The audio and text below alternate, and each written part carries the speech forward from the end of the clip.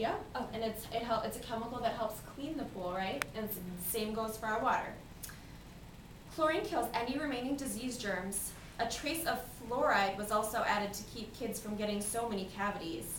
The water had come all the way through the purification system. We thought our class trip was over, but Frizzle had other ideas.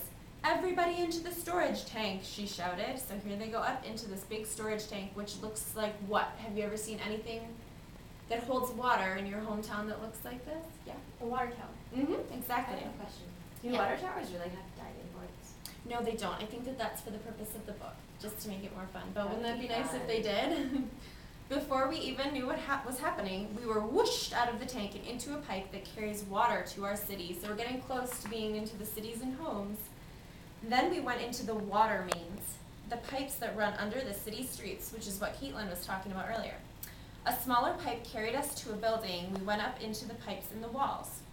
There they go, up, up, up. What do you think is making the water go like that?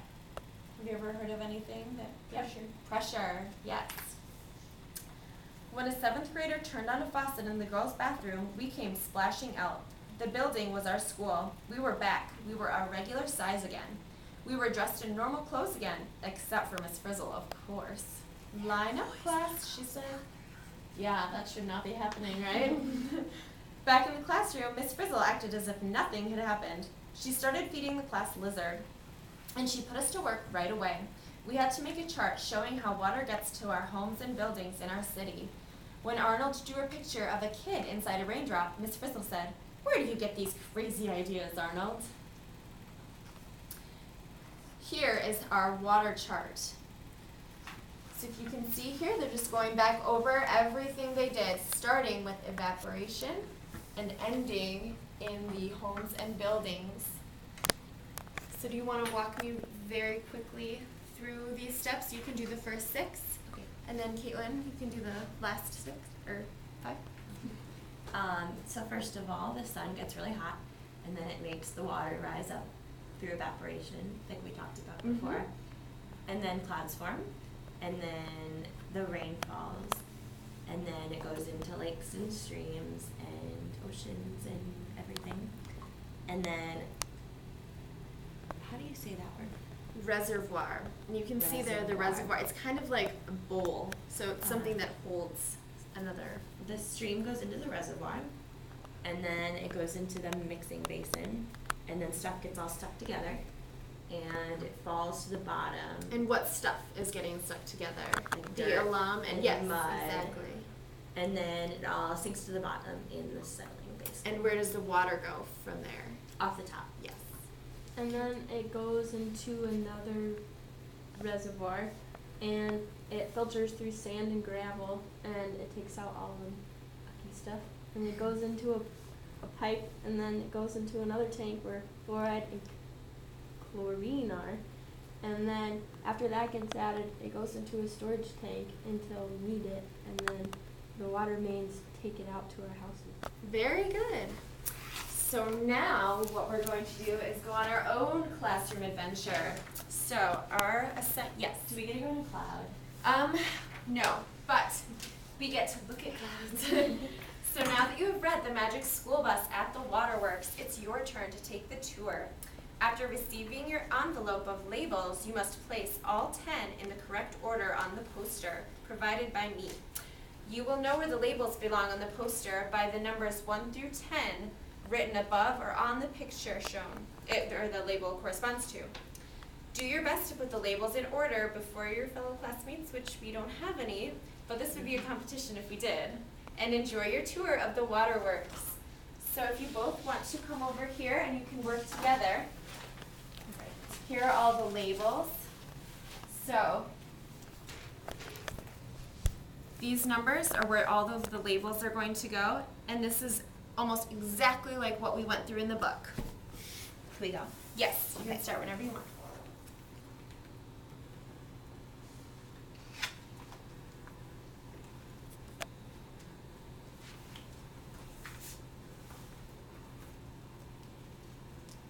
You have to put it on a number. Thank you, Nicole.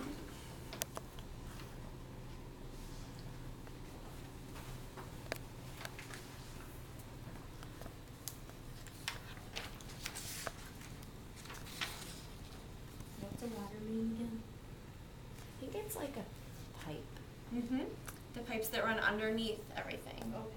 like you were talking about in the very beginning.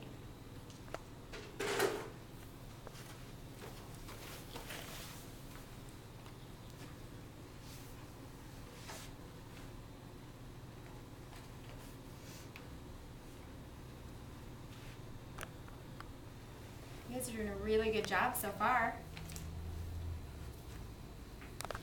All right, is that all of them? I think we're done. Okay, I can tell you that there is one little tiny mistake, but it's a very minor mistake, and you guys got it almost perfect. Is there anything over here that we might have made a mistake on? Remember the settling basin and the mixing basin? Do you remember what the difference was? If something is settling, what does that mean? It's not moving? Right. So you see these fans right here? What would that mean? Is there movement there? Yeah. Yes.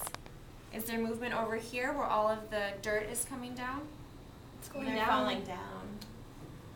That's true, but that's also settling. They're settling into this little pipe that's going down and taking all the dirt out. So if these are the fans, would this be the settling basin or the mixing basin? Probably mixing. Probably mixing. Right, so where should those two labels be? Should we switch them? Yes. All right, good job, girls. Okay, so I have some questions about this diagram for you, so you can stay where you are. So I would love for you to show me where the chemicals are added. I did that one. It's right here. Yep. Are they that color? I'm not really sure what color they are, to be honest. They might be clear, but I figured to show you that they were chemicals, I draw them toxic-looking colors because we're not supposed to drink chlorine or fluoride, right? Then why do they put Large them in our amounts. water? Large amounts. Oh. But not straight. You don't drink a bottle of chlorine, though. Those are in very specific amounts. So where in the process, there should be several places, is the water purified other than where the chemicals are added? Where is the dirt taken out? There should be 3 areas. Right here? Okay, and what are they called again? The mixing basin, the settling basin, and the Gravel filter? What else is in there besides Sand. this? Yes, exactly. So you can sit down. Are there any alternative ways of getting water in places where they may not have pipes?